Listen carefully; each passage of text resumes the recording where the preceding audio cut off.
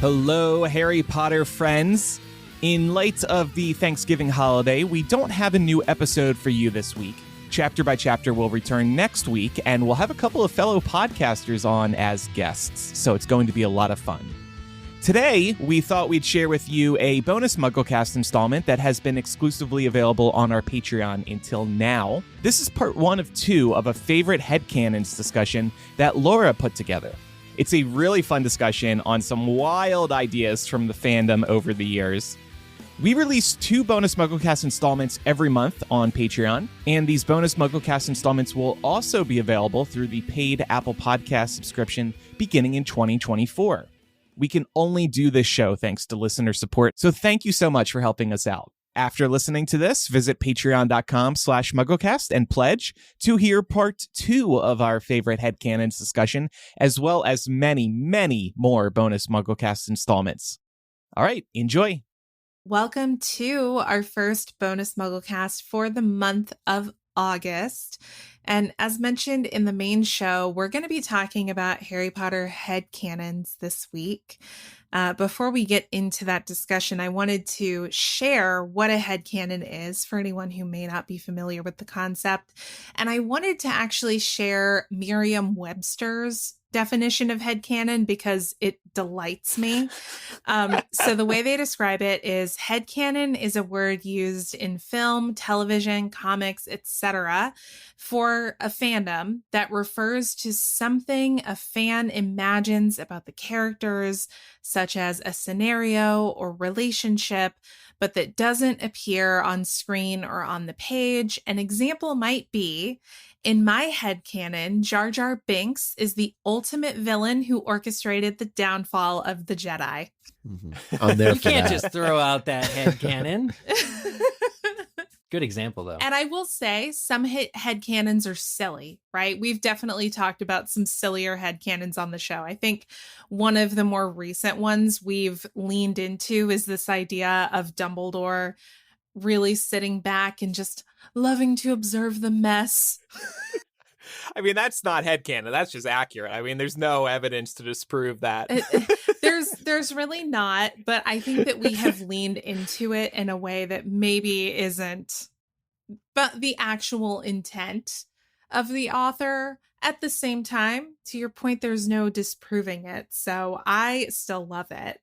I thought we could focus on some events that are maybe a little more ambiguous, things that could have happened sort of off screen in the books, behind the scenes, that wouldn't necessarily disrupt the canon flow of the series. We just never got to see them because we're seeing everything from Harry's perspective. And I wanted to give a shout out to Potter's Headcannons over at Tumblr, as well as this Reddit post, what are your headcanons, on the r/Harry Potter subreddit. First one I want to chat about, this one is like, it's heartbreaking, but also heartwarming.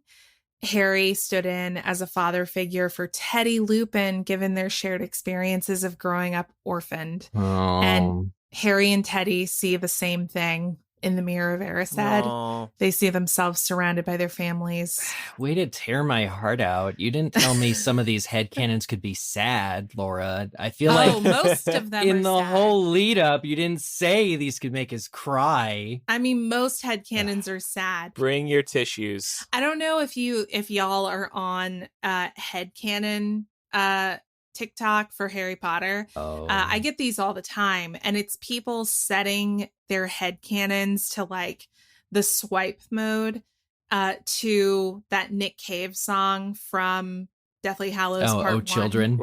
Yes. Oh, children. And They're always I very loved sad. that song when it came out. Yeah. It's very good. I love that song too, but it's always super sad stuff like George was never able to produce a Patronus again after Fred died. Stop. Like, No.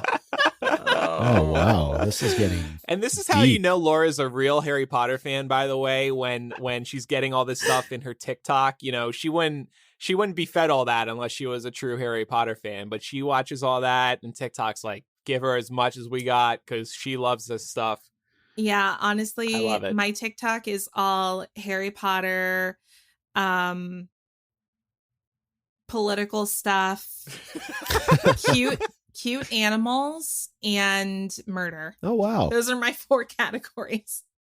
You know, it's so funny. I was gonna call out our friend Julian, who was on the show and is really popular on TikTok. And I was gonna say, I guarantee if I bring up the app, it's gonna show me him very quickly. Sure enough, first video is another one from him. Oh yeah, very good stuff. I'm sure you're getting too. No, he's definitely. I mean, I follow him for starters, but his videos come up frequently in my feed. So Justin on the Discord provided a headcanon to us just now. It says, some headcanon, Voldemort and Bellatrix did it, okay, and had a kid who ends up causing problems at Hogwarts. Yeah, that's just insane. It's one of those things you can't prove, so I guess it definitely must fit into headcanon, you know? That's a twist worthy of Broadway. And the West End. And Australia. And somewhere in Asia. Germany. Canada.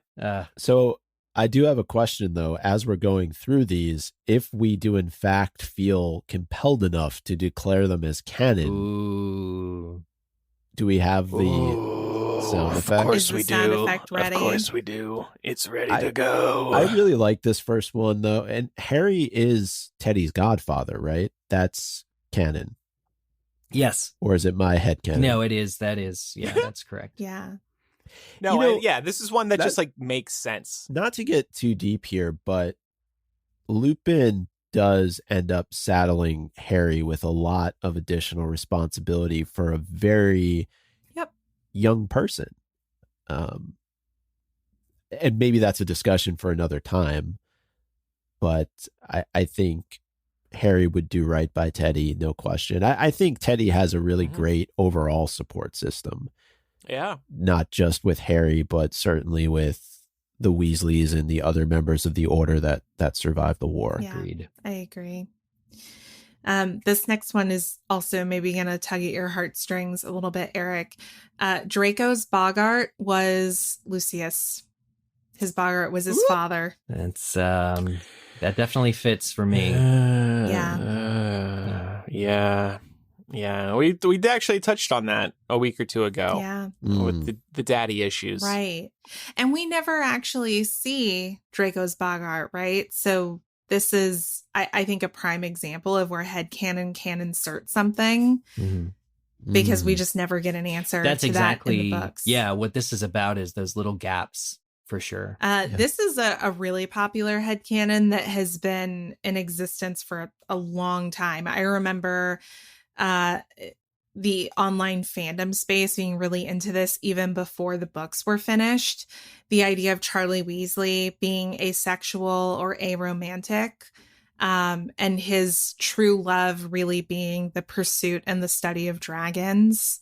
Yeah, definitely. This I'm prepared to say I declare canon for this because if you look at the sheer number of characters that are paired up in the books by the author, like the epilogue has like 50 more of them. You would never think like Hannah Abbott, like you know who her partner is. Like by the end of the books, Charlie Weasley, not so much. And I believe when asked about it in an interview, a very young reader was like, what's with Charlie? And Rowling said he really likes dragons. So yeah, I think that devoting his life to the pursuit and study of dragons is his passion. And I fully support this headcanon theory. It also does remind you of Newt, somebody who's very passionate about beasts. And of course, Newt does have feelings for Tina, but he's like awkward when it comes to like letting those feelings out. And I support the headcanon, but if he's not asexual, aromantic, you would think he actually is just really bashful, like Newt is. And independent. Yeah. All right, well, we heard Eric declare it, so... Aye. There we go. We really do need to get each of us to record one of those. I'm okay with it so being that you Andrew, have some though. variety. But yeah. Oh, same. Same here. But I mean, that way, if one of us declares canon, Andrew can play our sound effect. Yeah. And then if there ends up being a problem with it later, it can literally be, well, it was your fault. Just Yeah. to be clear, because I see this coming up in the Discord, Charlie to dragons is not the same as Aberforth to goats. Yes. No. That's different. really That's important. a different kind of relationship. Yeah, no. This is pure academic passion for the subject of dragons. But apparently Aberforth had a kid. So, and not like kid as in ghost kid. Like, Yeah. I mean, that was a headcanon too. I think we can chalk that up to headcanon. mm-hmm. Oh yeah. Would we call all of Fantastic Beasts headcanon? No. No, bad I don't head accept canon? that. I call it canon. It might not be the best, but it's canon. Yeah, for better or for worse, right? This is one that I really liked. Again, we don't have anything to substantiate this, but we also don't have anything to say this couldn't have happened. Lily knew about Remus being a werewolf before the Marauders did and gave him chocolate to help him feel better after a particularly rough full moon. Remus thought of this years later when he gave Harry chocolate after encountering the Dementor on the train in Prisoner of Azkaban. Oh, I love that. I do too. You know, I think when people are doing kind of exploration of the Marauders, there is kind of this trope in the way the Marauders era fics are written of Lily and Remus being friendly before she was friendly with the other Marauders. Mm-hmm. This kind of, I don't know if it's just their characters having some similarities, kind of both being outsiders and that Lily is Muggle-born and Remus is a werewolf, that kind of brings those characters together and has a rapport between them, even though Lily hates James and Sirius early on. That's a pretty common arc in a lot of Marauders era fics, I will say. It's bolstered by that added scene to the movie as well, where Lupin's on the bridge with Harry. Right. And I mean, we know how much say J.K. Rowling had in decisions that were made in the movies. There were definitely things, especially in Prisoner of Azkaban, that Alfonso Cuarón wanted to do that she said, no, that does not exist in this universe. So if it wasn't, you know, somewhat in line with her imaginings of these characters' relationships, I feel like she would have nixed it, you know? Yeah. And to that point, Eric, you know, those lines that Lupin delivers are suggestive, right? Well, it's like, oh yes, I knew Lily. She was there for me at a time, ... Yeah, and she had the ability to see things in others that they didn't see in themselves. Those lines actually were called out by the author as being hugely portentous to the future story, that she was shocked when she saw them in the movie. And she's, you know, actually said that in an interview. But of course, we know that it wasn't because Lupin and Lily had something together. It was because it foreshadowed so heavily the Snape relationship. Yeah. That she saw so much in Snape and put so much time and effort into getting Snape to be a good guy and failed before failing. So it's interesting because in the movie, it's like Lupin delivering the line, but it's supposed to eventually pay off as Snape. This next one, I think we could see is insane. What? This next one is insane. Yeah, it's one of the sillier interpretations, but I think if you went down the rabbit hole with it, it could actually be kind of sad. Mrs. Norris is actually Filch's wife, who was turned into a cat somehow and cannot get changed back. Filch is a bitter old man because she can't even get through it. Because I can't even get it out. Because his wife is now a cat. JKR cannot tell me otherwise. And the first time I read this one, I thought it said Filch is a better old man because his wife is now a cat. Like, he's better for it. No, I'm not here for this one. If this was true, think about when she gets petrified in Chamber of Right, Secrets. that's so sad. No, he's got other problems. It's the squib being a squib at Hogwarts, like having to watch everybody else be a wizard. Like, that's the reason why he's all grumpy. It's not because Mrs. Filch was his wife. I mean, we've seen instances in Fantastic Beasts, right? With Nagini, where she is trapped in, or will inevitably be trapped in reptile form years later. What would Dumbledore think of that? Like, presumably Dumbledore would know. So he's just like, oh yeah, bring your cat wife to school and just don't let anybody know about this because this is going to be a problem for people. Yeah, I mean, I do not declare canon on this one. I just thought that could be funny. Your sound effect. I do not declare canon, and it's like lightning bolt rewound. I do not. The user here, I want to know, because apparently they say that JKR cannot tell them otherwise. Yeah, why are they so convinced? Yeah, it is interesting. Actually, Kyle in the Discord is pointing out this one goes in the same category as the Dursleys are abusive because of Horcrux, Harry. Because being around the Horcrux makes them that way. Obviously, there's evidence in the text of them being trash before Harry even gets there. So yeah, I wouldn't buy into that either. This is one that I think Tyler would really like. I remember him talking about this as a very passionate Slytherin when we chatted about this on the episode. Salazar Slytherin was not evil. Rather, his reputation is the result of a nasty political ploy brought about in order to discredit those opposed to the Statute of Secrecy. Those that were opposed to the Statute of Secrecy were Slytherins, whose main source of income lied with advising nobility on how to manage whatever magical population they had to their advantage. This also marks the beginning of the Gryffindor-Slytherin house feud. I'm going to admit this here. My Hufflepuff brain is scrambled eggs right now trying to understand this. Even my Slytherin brain is. Yeah, but... Yeah, I remember Tyler sharing some thoughts that I think are related to this sort of train of thought. I see you shaking your head, Micah, so maybe you remember, but I think it I think it relates to a lot of the history around the Chamber of Secrets and around the founders kind of being the stuff of legends, and it doesn't seem like there's a whole lot of primary source historical evidence for any of it.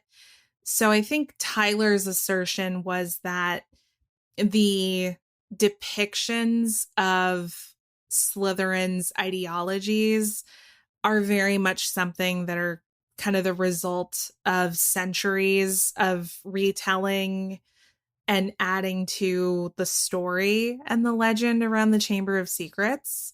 So it's kind of hard to know what actually happened, although at the end of the day there was still a Chamber of Secrets with a basilisk in it that hunted down Muggleborns. So I think that's the major issue, is that there was still a chamber created and there was still a monster that could purge the school of anybody who was not a pureblood. But I do think it's very interesting to think back to the time in which this all transpires and maybe how Slytherin was raised and what Slytherin experienced in wizarding society in terms of how non-magical individuals treated the wizarding world, and were his actions a response to that. I'm not advocating for him one way or another, but I think we always have to remember the time in which something occurs and kind of the thoughts amongst people at those times in particular, right? Regardless of what we're talking about. So Slytherin may have felt that he was doing what was right based upon his own experiences. Yeah. It's almost like the context of the time sort of being adopted in a modern day pureblood ideology sense that maybe just wouldn't be recognizable to somebody who lived in Slytherin's time or in the founder's time, right? Yeah, exactly. A couple hundred years later, it seems wild to have that kind of thought process, but back in the day, it definitely wasn't. I mean, there are comparisons we could draw certainly to, our own experiences. So this is something that we've talked about with relation to the Hogwarts student body population. It always seems like, we've heard that Hogwarts tends to have 1,000 students, but when we start doing the math, it ain't mathing, because we think about how many students are in Harry's year and how many we know to be in his dormitory. And if you assume those numbers roughly across the board, it does not 1,000 make. So this theory points out a potential explanation for that in saying Harry's year at Hogwarts would have been conceived in the middle of a war at a dangerous time where I imagine a lot of people would decide to postpone kids until they could give them a safer life. Conversely, the year below Ginny's had a crapload of kids with birthdays right around July 24th. And that kind of makes sense, timeline based, right? If Voldemort falls at the end of October, people, they have their fall of love. Fall of love. After instead of the summer of love, the fall of love after Voldemort is defeated. Yeah. And I mean, we know from history that baby booms happen after wars, right? There's a whole generation named for it. So it does make a certain amount of sense. It does. That Harry's year would be a smaller population. Yeah, I think also when you just start playing it out more, like you think about, I just feel like it was never properly conceived in terms of the number, no pun intended, in terms of the number of students at Hogwarts. It's like, I feel like Hogwarts Legacy is one of the only official entities that's done it right. Like you walk in the common room and you go to the dormitory area and there's like tons of rooms there, but you never really hear about that in the books or see it in the movies. Yeah. So that's where I get hung up. It's like, it just doesn't seem like the school's designed for 1,000 students. Yeah. And you never get the impression. It's never like 1,000 students showed up at the Quidditch pitch for the big game. I don't know. It's just, I would say maybe it's actually half that, 500, if I'm trying to put a number on it in the books. Yeah. I agree with that. Yeah, my headcanon now, to your point, Andrew, goes to Hogwarts Legacy, just because to me that feels right. But I also understand in writing the series and making the movies, you can't have a school of 1,000 kids. It just doesn't work. I'm thinking about other fantasy series where we go to schools. We don't see every single student that goes there. It'd be impossible. But one would imagine that there's far more students there than we actually get a chance to see. So, and I guess while the books are very, very, very, very well mapped out, even from the beginning of them being written, you can't get everything. And maybe Rowling just thought, this isn't going to matter. And in fairness, she didn't know how big this would blow up, but maybe she just felt it wasn't necessary. There wouldn't be people talking about this book 25, 30 years later.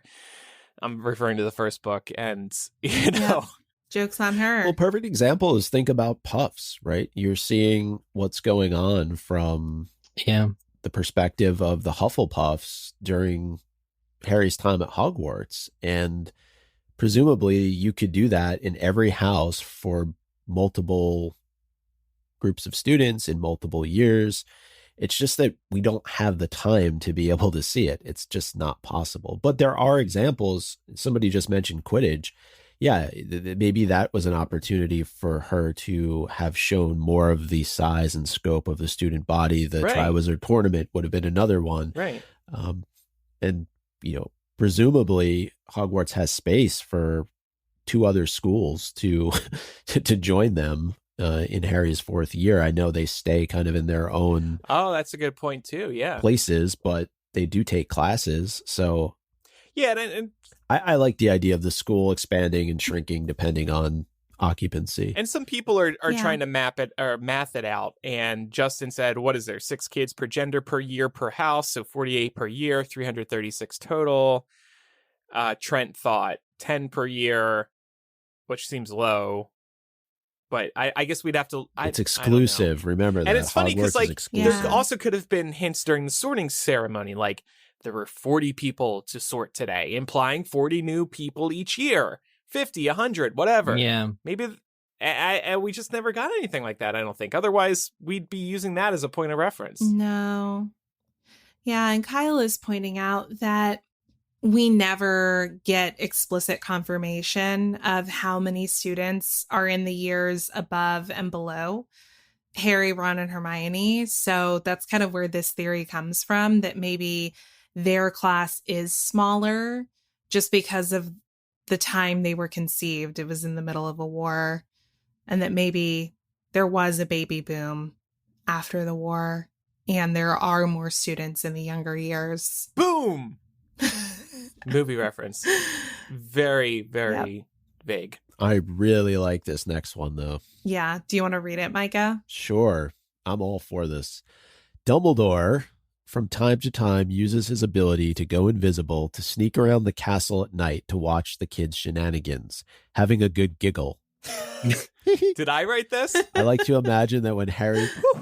I almost imagine that this is your Reddit username. I like to imagine that when Harry finds the Mirror of Erised, and that time he brings Ron to see it too, the noise in the other room / corridor they hear isn't in fact Mrs. Norris / Filch's wife, but Dumbledore making a small noise so that the kids are warned that the cat is approaching. Yeah. I do love this. Honestly, I could buy into this. I would declare this one canon for sure. Oh, yeah. Agreed. Because that's just Dumbledore's personality. And Andrew, I know you joked, but you have made a point on episodes previously that Dumbledore is just like, he's around. He's just watching it all go down because he loves the drama. Yes. I mean, this seems like some good mid-journey content. Some AI art with Dumbledore kicking back and watching on his screens, his security screens, all of the shenanigans going on. Yeah. Well, and Dumbledore also tells Harry in Sorcerer's Stone that he doesn't need an invisibility cloak to become invisible. So, oh yeah, there you go. It is established that he does do this from time to time. So, that's a good one. I think it is canon. This be a good one. This one is very apropos to like current times, but also the conversations we've had about lycanthropy on the show. Teddy Lupin's blood will be studied by unspeakables because of the extreme rarity of his genes, metamorph magus plus sleeping werewolf heritage, like Bill. Oh yeah.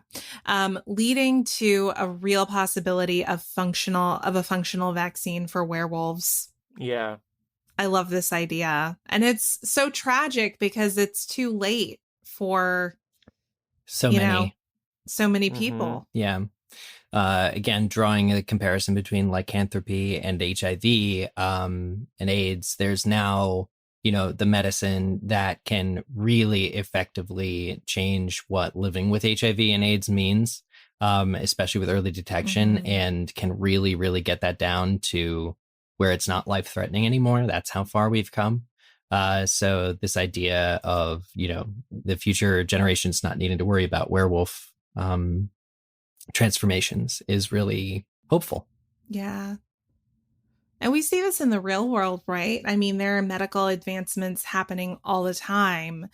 And it's always so encouraging, but it is tragic for the people who, the timing didn't work out and they're not able to benefit from it, right? Mm-hmm. And then one last one to leave you with some sads. Everyone who survived the Battle of Hogwarts can see Thestrals now. That means they had to see somebody die. Yeah. Well, presumably, if you survived the Battle of Hogwarts, you saw someone die. Hey, I mean, I'd rather have that than be dead. So yeah, I guess that's... I'll take it. Not sad in my book.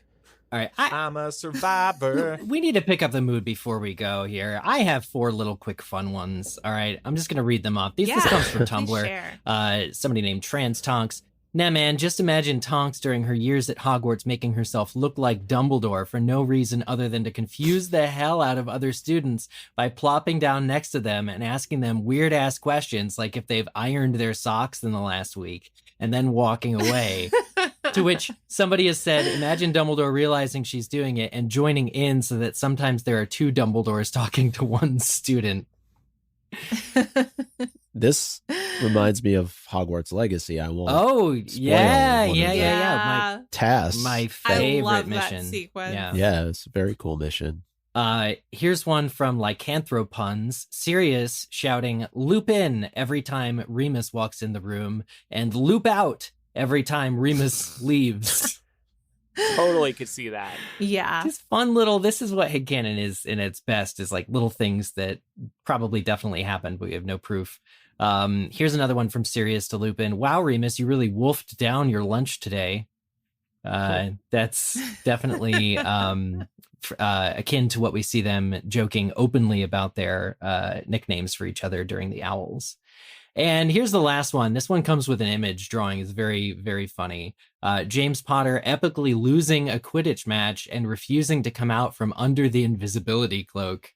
So somebody, I assume Sirius, is going James, and then from under the cloak you hear no. The idea that he would hide himself away from the world if he didn't perform 100% perfectly. Nice. Very cool. All right. Well, I think we will wrap it up there. That was fun. Laura, thanks for leading that. I mean, we could do many installments of this. There's just endless. Yeah, this was good. Yeah, could speculate about this stuff all day. Thanks, everybody, for listening. Thanks for your support, and we'll see you next time. Goodbye. Bye. Bye, y'all.